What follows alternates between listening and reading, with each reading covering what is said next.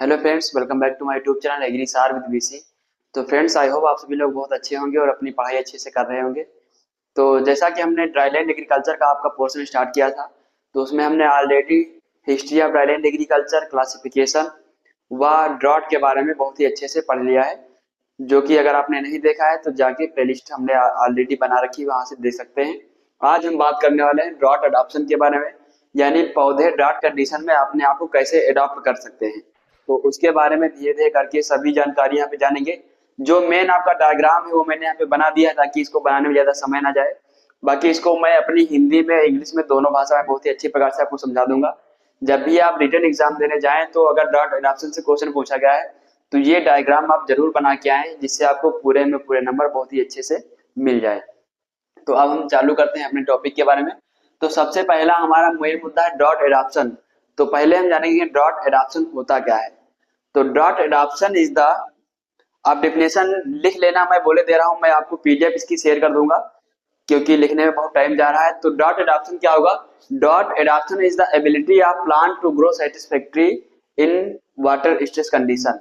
यानी कि जब आपकी वाटर की कमी है, वाटर स्ट्रेस कंडीशन है, उस कंडीशन में भी प्लांट के बहुत ही अच्छी प्रकार से ग्रो करने की जो एबिलिटी होती है, क्षमता होती है, तो उसको हम कहते हैं डॉट एडॉप्शन। ये हो गई हमें डॉट एडॉप्शन, जिसको फर्दर दो क्लासेस में डिवाइड किया गया है, drought escaping and drought resistant.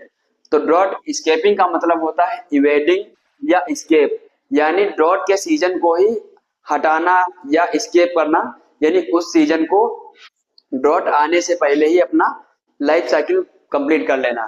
तो ड्रॉट स्केपिंग जो है, इसमें आपके दो कैटेगरी आती है, एफिमेरल्स व अर्ली मैच्योरिंग वेराइटी।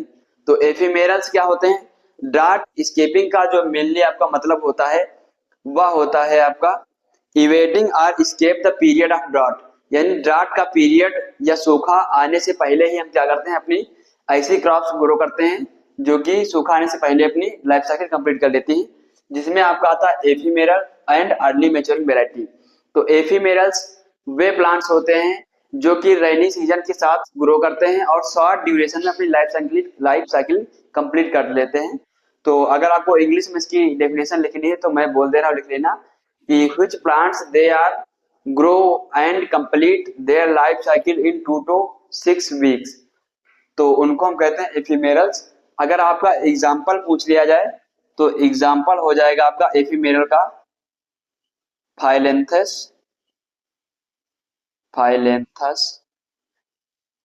नीरूरी, जिसको आपका हजारदाना भी कहते हैं, जो कि आपके पीसीएस के एग्जाम में पूछा जा चुका है कि द एग्जाम्पल ऑफ एफिमेरल्स।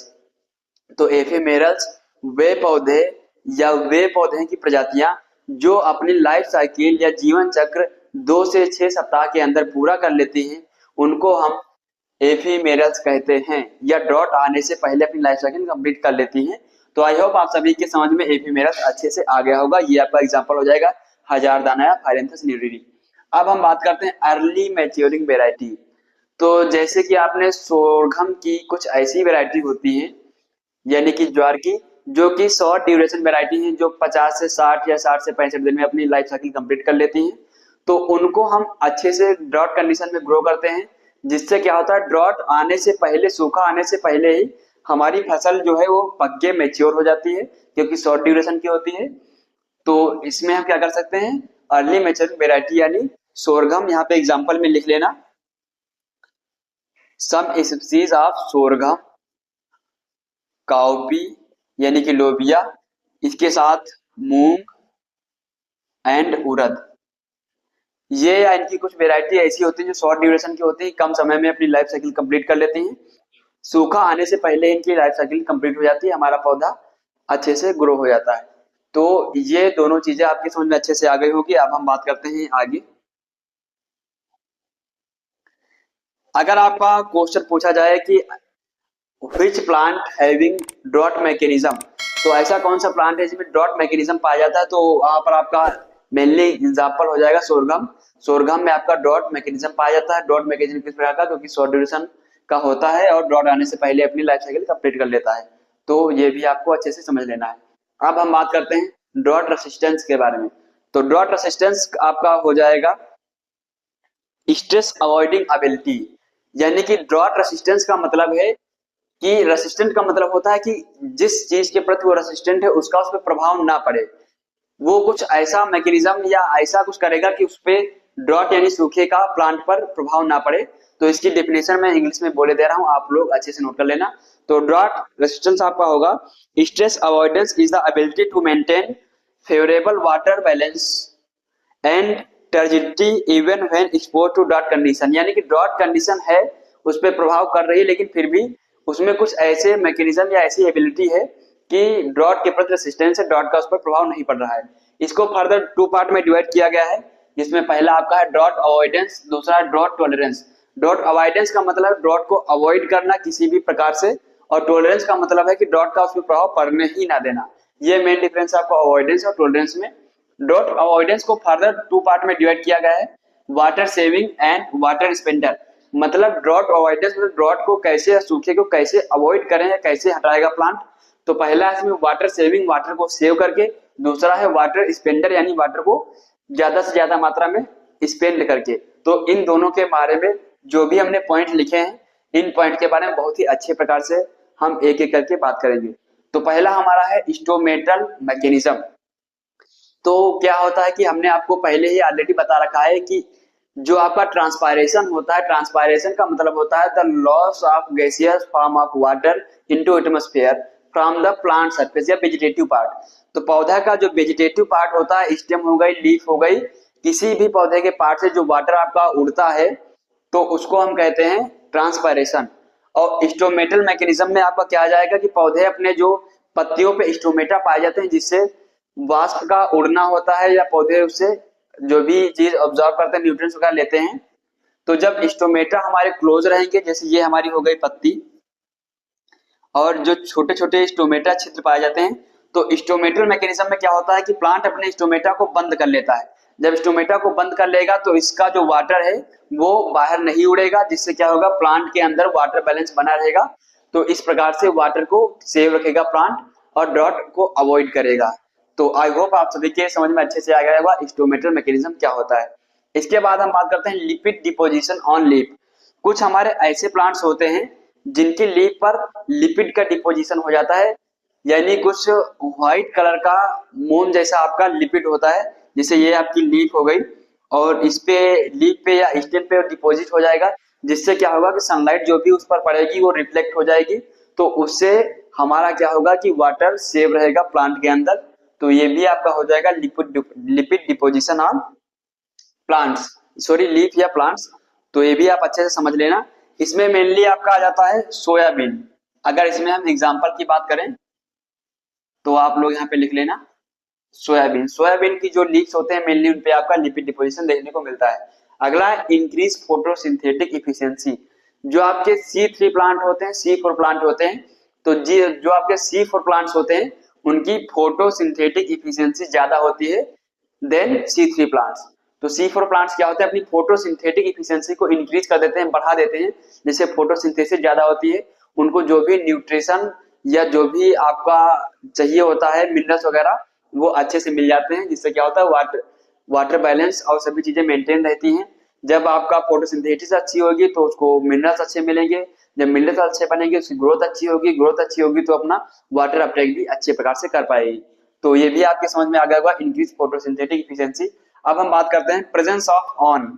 मैंने आपको जब राइस कल्टीवेशन पढ़ाया था तो उसमें बताया था कि जैसे ये आपका राइस ग्रेन होता है जो कि लेमा और पेलिया से इनक्लोज होता है, बंद होता है। इसके ऊपर छोटा सा कुछ इस प्रकार का निकला होता है जिसको हम कहते हैं ऑन, AWN ऑन। मैंने बताया था राइस के केस में जो ऑन होता है वह 12% फोटोसिंथेसिस करता है, और इसका मेन रोल जो होता है जब 10% फोटोसिंथेसिस करेगा तो मेरे फिर से वही बात हो जाएगी, फोटोसिंथेसिस करेगा तो वहां पर उसको मिनरल्स न्यूट्रिशन अच्छे से मिल जाएगा, देन फिर से वो अपना वाटर बैलेंस मेंटेन करने में सक्षम हो जाएगा। तो ऑन की प्रेजेंस होती है, तो ऑन की प्रेजेंस से हमारा वाटर बैलेंस भी मेंटेन रहता है। तो ये भी आप अच्छे से नोट कर लेना, समझ लेना, अपनी भाषा में हिंदी में लिख लेना। बाकी जिसको इंग्लिश में चाहिए आप लोग कमेंट कर देना, व्हाट्सएप ग्रुप और टेलीग्राम ग्रुप जो भी मेरा है मैं उस पे इसकी PDF अच्छे से सेंड कर दूंगा। अब हम बात करते हैं वाटर स्टोरेज इन प्लांट्स। जो आपके कुछ प्लांट्स होते हैं जो कि अपने नॉन क्लोरोफिल टिश्यूज में क्या करते हैं, वाटर की सेविंग कर लेते हैं। तो उससे क्या होता है कि स्टोरेज, वाटर का स्टोरेज हो जाता है, जिससे पौधे में पानी की कमी नहीं होती है। अगर इसमें हम बात करें आपकी, तो मेनली आपका एग्जांपल हो जाएगा पाइनएप्पल की जो लीव्स होती हैं, उनके जो नॉन क्लोरोफिल टिश्यूज होते हैं उनमें वाटर का सेविंग हो जाती है। तो इसमें आप एग्जांपल लिख लेना। इसमें आपका मेनली एग्जांपल हो जाएगा non chlorophyllous tissues of plant. इसमें एग्जांपल आपका हो जाएगा कोकोनट। तो जो आपका कोकोनट नहीं, पाइनएप्पल,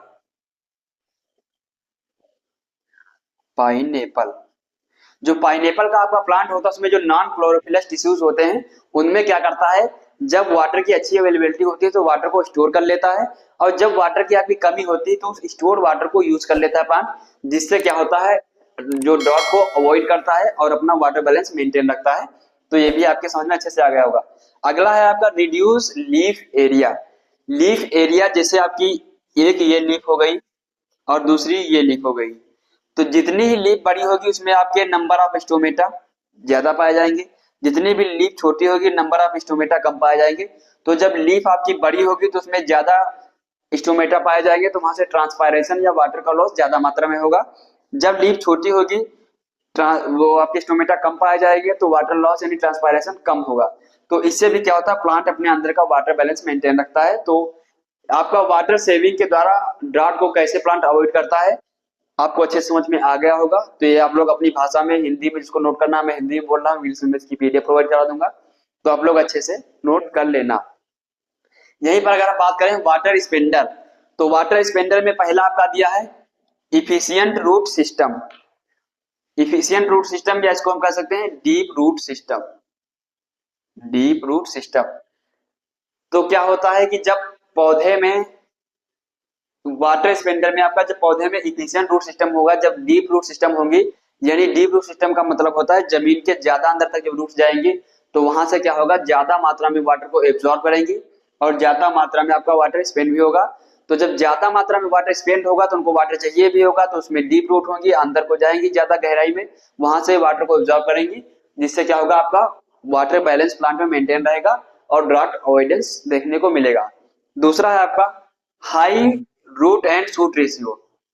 तो रूट शूट रेशियो, तो इसमें क्या होता है, आपका जो शूट होती है प्लांट की वो छोटी होती है, एंड रूट जो होती है वो ज्यादा डीपर लेयर में जाती है। अगर इसमें आपका एग्जांपल की बात की जाए तो इसमें हम यूज कर सकते हैं साइकोसेल। साइकोसेल जो होता है उससे क्या होता है कि हम जो शूट की लेंथ है उसको हम रिड्यूस करते हैं, और जो रूट की जो आपकी गहराई में जाने की क्षमता होती है वो बढ़ जाती है।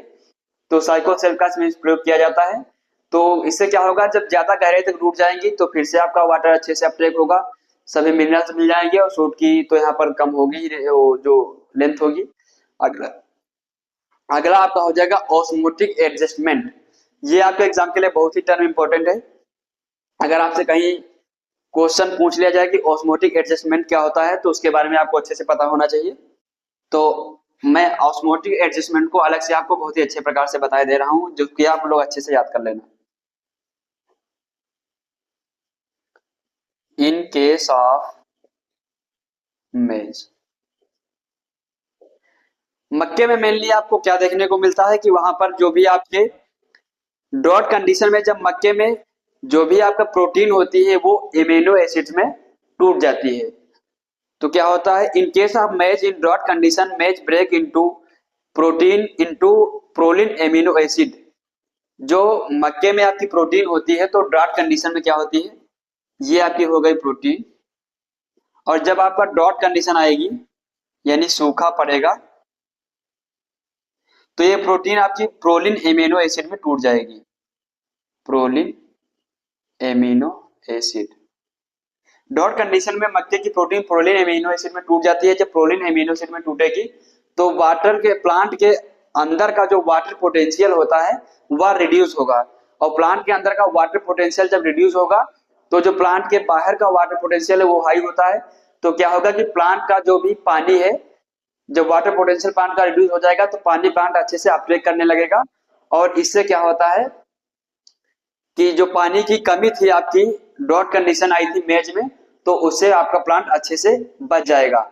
या इसको इस प्रकार भी कह सकते हैं, जब प्लांट के अंदर जब आपका वाटर पोटेंशियल कम होगा तो जो भी पार्टिकल्स हैं, वाटर है या आयंस हैं, उनका मूवमेंट होगा higher concentration to lower concentration, क्योंकि प्लांट के अंदर का आपका पोटेंशियल कम हो रहा है, वाटर पोटेंशियल बाहर का आपका ज्यादा होगा, तो हायर टू लोअर यानी डिफ्यूजन प्रोसेस आपको देखने को मिलती है इन केस ऑफ मेज ऑस्मोटिक एडजस्टमेंट के अंदर। तो ये आप अच्छे से लिख लेना, यहाँ पर higher concentration to lower concentration of जो भी आयंस है का मूवमेंट होगा। और ये मेज के केस में होता है, प्रोटीन जो होता है आपका डार्क कंडीशन में प्रोटीन एसिड में टूटता है। ये आप अच्छे से याद रखना, ये आपके कम्पिटिटिव एग्जाम में भी पूछा जा सकता है। तो आई होप आपके समझ में ये दोनों चीजें आ गई हो, ड्रॉट अवॉइडेंस, इसके अंदर water saver and water spender. अब हम बात करते हैं ड्रॉट टॉलरेंस। तो टॉलरेंस का मतलब होता है कुछ ऐसा करना कि ड्रॉट बिल्कुल प्लांट पर आए ही ना। तो ड्रॉट टॉलरेंस में मेनली आपकी दो चीजें हैं, high stress mitigating and high tolerance. तो हाई टॉलरेंस में पहले हम देखते हैं दो चीजें आती हैं आपकी, metabolic strain and plastic strain. तो मेटाबॉलिक स्ट्रेन आपका क्या होता है, तो मेटाबॉलिक स्ट्रेन मेनली आपका होता है जैसे कि यहां पर दिया हुआ है, the adverse effect of drought on the metabolism of plant. इसको आप लिख सकते हैं मेटाबॉलिक स्ट्रेन जो होता है, तो ये होता है the adverse effect of drought on the metabolism of plant. तो उसको हम कहते हैं मेटाबॉलिक स्ट्रेस या स्ट्रेन, यानी कि ड्रॉट यानी सूखे का प्लांट की मेटाबॉलिक एक्टिविटीज होती हैं तो उन पर एडवर्स प्रभाव यानी हानिकारक प्रभाव पड़ना ही आपका कहलाता है मेटाबॉलिक स्ट्रेन। अगला प्लास्टिक स्ट्रेन। तो प्लास्टिक स्ट्रेन क्या होता है आपका, प्लास्टिक स्ट्रेन होता है, plastic strain indicate the irreversible loss of plant tissues in severe drought. जब आपका सीवियर ड्रॉट होता है यानी बहुत ही ज्यादा सूखे की कंडीशन होगी, तो उस कंडीशन में क्या होता है आपका, जो भी आपके प्लास्टिक स्ट्रेन का मतलब होता है सीवियर ड्रॉट में जो भी आपके प्लांट के अंदर टिश्यूज होते हैं उनका लॉस हो जाता है, यानी टिश्यूज बिल्कुल डेड हो जाते हैं, मर जाते हैं। तो ये आपका हो जाएगा प्लास्टिक स्ट्रेन। तो आपके ये भी समझ में आ गया होगा। अब हम बात करते हैं आपका स्ट्रेस मिटिगेटिंग। तो स्ट्रेस मिटिगेटिंग में मेनली आपका आता है इफिशिएंट, सॉरी ये नहीं, स्ट्रेस मिटिगेटिंग में आपका मेनली आ जाएगा thick cuticle resistant to dehydration and high tolerance. तो थिक क्यूटिकल का मतलब क्या होता है कि जो भी प्लांट्स होते हैं आपके उनकी क्यूटिकल थिक हो जाती है, जिससे आपका क्या देखने को मिलता है, मैं इंग्लिश में बोले दे रहा हूं, आप लोग लिख लेना। जब आपकी क्यूटिकल थिक होगी तो वहां पर जो ड्रॉट होता है वो, क्योंकि यहाँ पे जब थिक होगी तो फूली सी होगी जिसमें पानी अच्छे से एब्जॉर्ब रहता है, तो वहां पे ड्रॉट का कोई भी रोल नहीं हो पाता है क्योंकि सूखे का प्रभाव उसमें नहीं पड़ता है, क्योंकि उसमें अच्छे से वाटर एब्जॉर्ब रहता है ऑलरेडी। अगला हम बात करें रेसिस्टेंट टू डिहाइड्रेशन।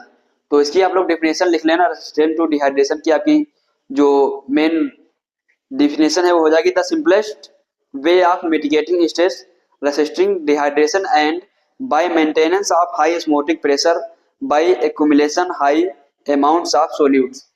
तो रेसिस्टेंट टू डिहाइड्रेशन में भी मेनली आपका वही आ जाता है ऑस्मोटिक एडजस्टमेंट या ऑस्मोटिक प्रेशर। तो ये आप लिख लेना। अगला है हाई टॉलरेंस।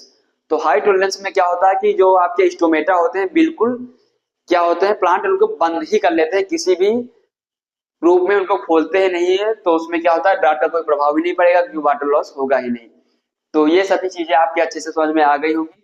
अगर किसी भी चीज में आपको डाउट है, समझ में नहीं आई, तो आप लोग कमेंट में बता देना, मैं इसको दोबारा समझाने का प्रयास करूंगा और अच्छे से समझा दूंगा। तो ये डायग्राम आप जरूर बना लेना, बाकी जो भी मैंने बोला है आप लोग अपने शब्दों में लिख लेना, बाकी जिसको इंग्लिश में इसका पीडीएफ चाहिए मैं अच्छे से नोट आपको प्रोवाइड करा दूंगा। तो इसी के साथ मिलते हैं अगले किसी नेक्स्ट टॉपिक के साथ। धन्यवाद।